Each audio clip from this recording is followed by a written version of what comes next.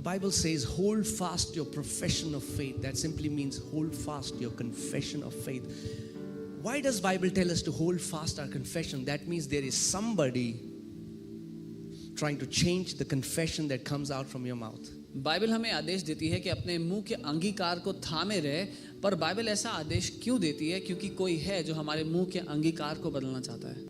In Genesis 1, where it says that God breathed the breath of life into the nostrils of Adam and he became a living soul. उत्पत्ति 1 में जहाँ वचन कहता है कि परमेश्वर ने आदम की नथनों में जीवन की सांस को फूंका और वो एक जीवित प्राण बन गया. In the Hebrew, इब्रानी भाषा में it says that God breathed the breath of life into the nostrils of Adam and he became a speaking spirit. और इब्रानी भाषा में ऐसा लिखा है कि परमेश्वर ने आदम के नथनों में जब जीवन की सांस को फूंका तो एक बात करने वाली आत्मा बन गया. The day God breathed the breath of life, you became a speaking spirit with the same capacity, with the same ability that whatever comes out from your mouth, it is going to manifest. जिस दिन परमेश्वर ने वो जीवन की सांस आपके अंदर फूंकी, आप एक जीवित, एक बोलने वाली आत्मा बन गए, उसी क्षमता के साथ, परमेश्वर के स्वरूप उसी क्षमता के साथ कि जो कुछ बोले वो पूरा हो जाए. Amen.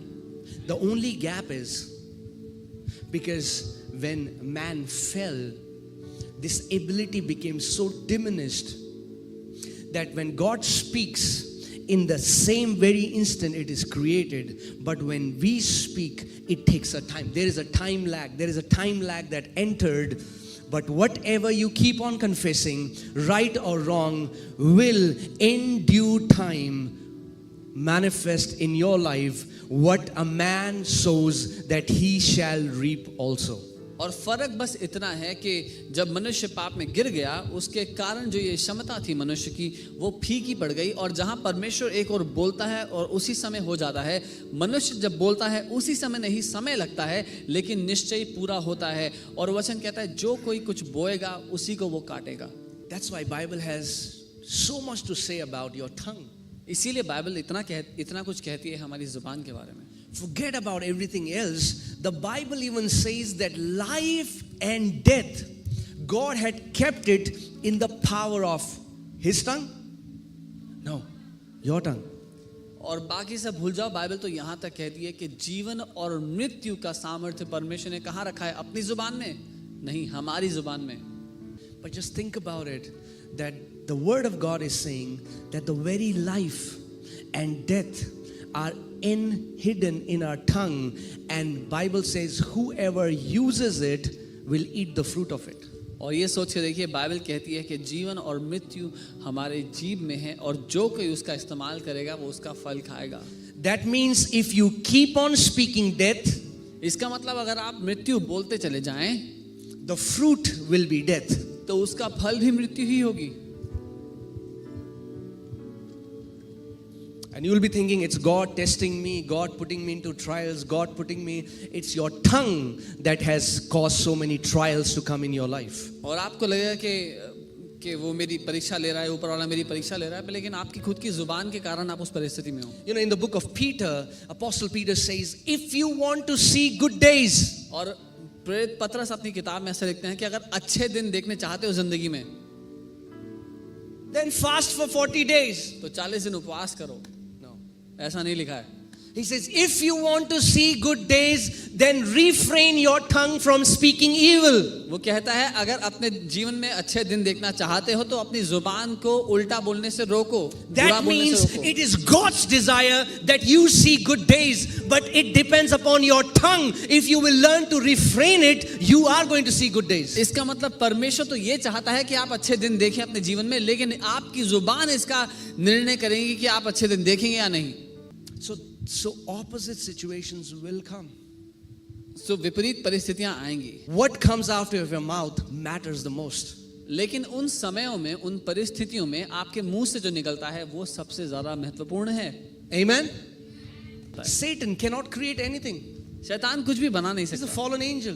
वो एक गिराया गया स्वर्गदूत है. So what he does is, वो क्या करता है? he knows the power of words. He knows that words were meant to create before they were meant to communicate. शैतान इस बात को समझता है कि जो शब्दों की रचना कुछ बनाने के लिए, रचना करने के लिए की गई थी, इससे पहले कि वो बात करने के लिए इस्तेमाल किए जाते. Amen, church? That's why Satan speaks lies into your ears, and when you hear it, and you keep hearing it, and you keep hearing it, it goes into your heart, and when it goes into your heart, it comes out from your mouth, and the moment it comes out from your mouth, और इसीलिए शैतान आपसे झूठ बोलते रहता है, और जब आप उसको सुनते रहते हैं तो आपके मुंह से बाहर निकलने लग जाते हैं. you reap the reward from it. और जब वो आपके मुंह से बाहर निकलते हैं तो आप उसका प्रतिफल लेते हैं. Okay, open Proverbs 6:2. नीति वचन 6 उसका 2 देखें मेरे साथ. You are snared by the words of your mouth. तू तो अपने ही मुंह के वचनों से फंसा. Not by somebody else's words, किसी और के वचनों से नहीं, but your own words. लेकिन अपने खुद के वचनों से. And this snared, it's a trap set to catch little birds. These bird hunters, they would put a trap. And the writer is saying, they know it's a trap. And the enemy puts this trap, but the trap is your own words. और ये जो फंसा शब्द है ये आता है, इसका मतलब है जैसे एक पक्षी पकड़ने वाला जाल बिछाता है पक्षियों को पकड़ने के लिए, वैसे ही दुश्मन हमारे ही मुंह के वचनों को लेकर के हमारे लिए वो जाल लगाता है, वो फंदे लगाता है. So here the Bible is telling us that the enemy knows that the way he can trap you is by your own words. Bible ये सिखा रही है कि जो दुश्मन है वो ये जानता है कि आपको फंसाने के लिए उसके पास जो तरीका है वो है आपके खुद के मुंह की बात. And he knows और उसको पता है that nobody will speak evil for their own life. कि कोई भी अपनी जिंदगी के लिए बुरा नहीं बोलता. So what he does is, तो वो क्या करता है, he speaks to you in your thoughts. वो आपके विचारों में आपसे बातें करेगा. That's why spiritual warfare is not going to mountains and casting out these big demons. Spiritual warfare is casting down every high thinking and imagination that goes against the word of God. इसीलिए आत्मिक मल्लयुद्ध ये नहीं कि हम ऊंचे स्थानों में जाकर के उन बड़ी दुष्टात्माओं को बांधे, लेकिन आत्मिक मल्लयुद्ध ये है कि हर एक वो विचार जो अपने आप को उठाता है हमारी सोच में मसीह के विरोध में, उसको हम नीचे गिरा दें. Amen.